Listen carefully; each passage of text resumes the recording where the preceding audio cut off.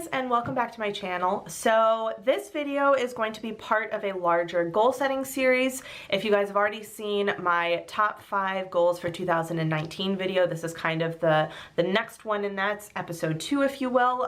It's not necessarily in any particular order, it's just the way that my brain sort of broke down filming this series. So today's video is going to be all about that 5-4-3-2-1 exercise that I've been talking about for a while, and I wanted to kind of go through, show you where I got it from, because obviously I did not come up with it, and show you kind of how I have been using it in my bullet journal and in terms of my goal setting system, if you will, for 2019. So let's jump right in. First up, I have to show you guys where I actually got this exercise from, and if you can't already tell, it is from the bullet journal method. So just so that you guys know, I actually bought this book from France, but in the English version, and apparently that means I got the UK version. So if the cover looks different, that is why. Hopefully the page numbers are not going to be different, because I'm going to tell you what page to find this 5-4-3-2-1 exercise on. So if you have the book, you can do it yourself. So it is on page 153. So let's go back here. Okay, so whoops. So you have over here in your goals chapter, they have in practice. So you have created goals collection, and then it explains the 5-4-3-2-1 exercise. So I'm not going to go through and read this, but what we are going to do is take a look at this page. Okay, so here Ryder gives you an example of how to set this up in your bullet journal, and I think this is a pretty clear way of looking at this activity. So 5-4-3-2-1 is 5 years, 4 months, 3 weeks, 2 days, and 1 hour, which basically translates into long-term goals, midterm goals, and short-term goals. Now, the time frame is kind of just a suggestion. So for example, like from the moment that you do this 1 hour one, it's not that you have to do it within that 1 hour, it's that these are kind of the things you should do first, and then working back in terms of long-termness, okay? So, and again, that's for kind of all of them. So there might be something that you want to do within 2 years, and it just is going to fall into this 5-year category because it's your most long-term goals. So one of the ways that he talks about setting this up is that you basically take it in your bullet journal, and I will kind of move over and show you mine now because I've got both of the sides of this set up. So let's take a look. So here are my 5-4-3-2-1 goals. Let me move this back here.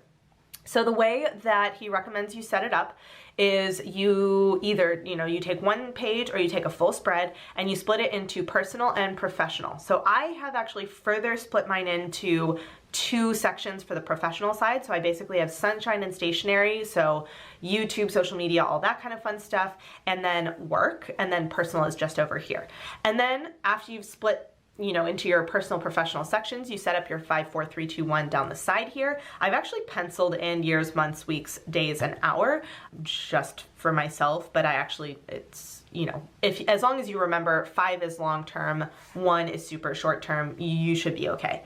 Then you start making a list of your goals. So the idea, I've already done this, actually, did this previous to setting up this spread. The idea is you would take, for example, a blank piece of paper, not in a journal necessarily, and you just write down all of your goals. And then you start dividing them. You say, okay, first up, what's personal, what's professional? Divide them into 2 sections. And then you go from personal and professional and you say, okay, what are my most long-term goals? And you start filling in from that goal list that you have. You start plugging them into where they fall on personal and professional and where they fall in terms of long-term and short-term.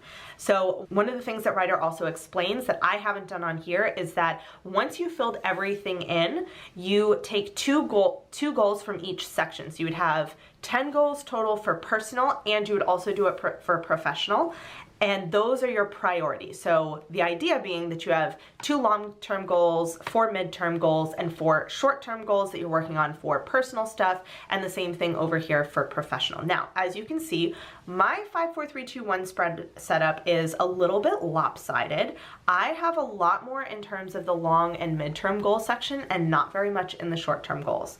And I honestly, I don't really know why. I feel like part of it is just how my brain works. Anything that's kind of shorter term tends to be a task for me as opposed to a goal, whereas things that are midterm or long term tend to be more goals that I then have to break down into smaller action items in order to accomplish. So for example, I mean, the exception being this one. Like that's been on my to-do list forever, and I need to move it into a midterm goal because I actually physically cannot do it until I get a little bit more information. But for example, make an appointment with my dermatologist. I don't need any more information. I actually have a dermatologist. I have to find her phone number, call her up, and like that's it. You know, so for me, like I don't tend to put a lot of things in these two sections. I do tend to fill in a lot more over here.